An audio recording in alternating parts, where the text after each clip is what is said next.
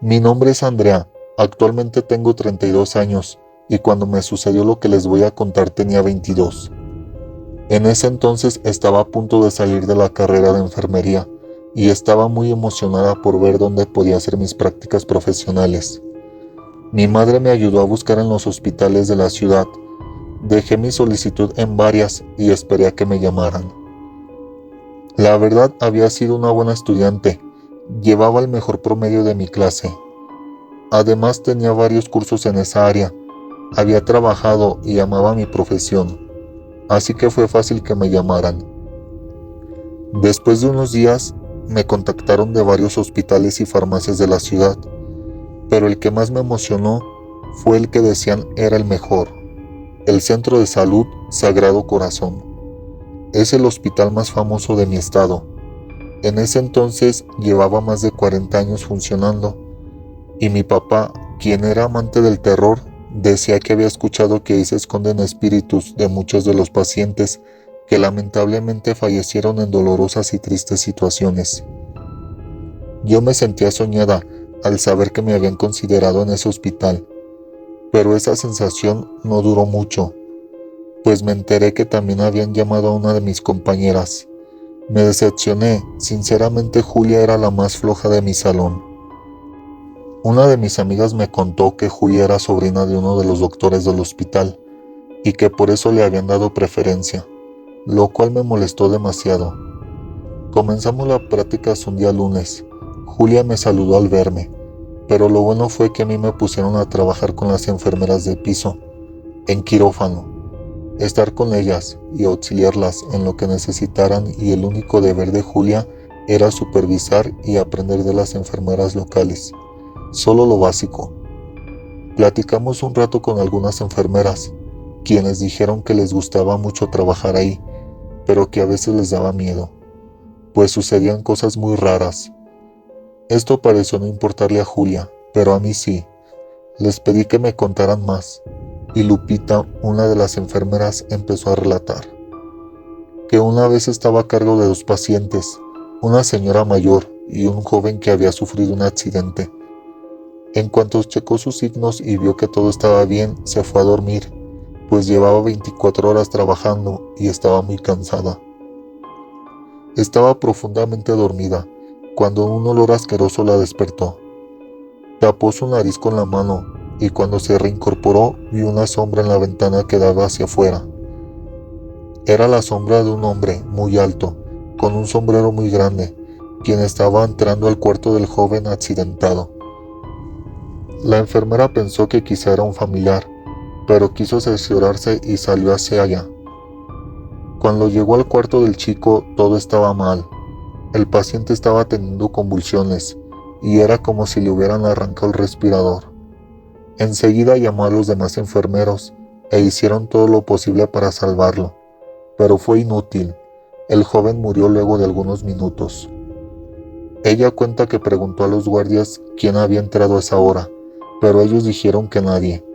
Pero la enfermera estaba segura de que había visto a alguien y pidió ver las cámaras. Se las mostraron y se dio cuenta que era cierto. Nadie había entrado al cuarto del joven aquella noche. Dice que estaba casi segura de que esa enorme sombra y figura que vio era la muerte, quien había ido por la vida de aquel joven. Cuando terminó su relato me quedé helada. La verdad me empezó a dar miedo, pero no dije nada. Terminamos una operación e íbamos caminando por el pasillo. Todo estaba muy tranquilo, hasta que de repente el silencio fue roto por alguien que parecía estarse quejando, como si estuviera teniendo un dolor muy fuerte. Inmediatamente vimos a Julia dirigirse hacia la habitación que estaba al final del pasillo, de donde venía ese terrible sonido. Apenas estaba girando la perilla cuando una de las enfermeras corrió hacia donde estaba Julia. Le agarró la muñeca y le impidió abrir la puerta. Le dijo que nadie podía pasar a esa habitación. Vi a Julia con una expresión de duda, pues no entendía bien qué había pasado, y yo tampoco. Le dije a Julia que debíamos ver el historial de esa habitación para saber quién había sido el último paciente, ya que parecía que ese cuarto llevaba mucho tiempo sin ser usado. Ella accedió y fuimos a la oficina donde están los expedientes. No podía creer que en mi primer día de trabajo estuviera viviendo algo así. Abrimos el sobre. El último paciente se llamaba Nicolás Hernández y había nacido en el año 71. No tenía ninguna dirección y por lo que decía ahí, llevaba más de un año en el hospital. Estaba diagnosticado con una enfermedad mental, algo que se me hizo muy raro, ya que ese tipo de pacientes normalmente están en un centro de salud mental. Los síntomas que presentó cuando llegó fueron hipotermia, daño en el sistema nervioso y también llegó con quemaduras de segundo y tercer grado. Mi compañera y yo estábamos confundidas y seguimos leyendo, pero una de las enfermeras nos sorprendió con el expediente y nos preguntó por qué lo teníamos. Le dijimos que era simplemente curiosidad, pero que enseguida lo devolvíamos. Ella nos dijo que estaba bien y nos empezó a contar lo que sucedía realmente. Platicó que unos 15 años antes, por la noche, los paramédicos llegaron con el paciente Nicolás Hernández, muy grave, ya que unas personas habían reportado verlo tirado en la calle, lleno de quemaduras, completamente desnudo. El hombre estaba muy mal, pero más en el aspecto psicológico, pues cuando reaccionó comenzó a lanzar todo lo que tenía alrededor y a gritar con diferentes voces, muy gruesas. Lloraba y gritaba que no quería volver al infierno, que se estaba quemando y que por favor no lo dejaran solo. Pero unos segundos después, unos sonidos espantosos salían de su boca, como si fuera de otro mundo. Lo sedaron, lo metieron a la habitación, curaron todas sus quemaduras y lo cuidaron, pero a pesar de eso, sus comportamientos extraños seguían.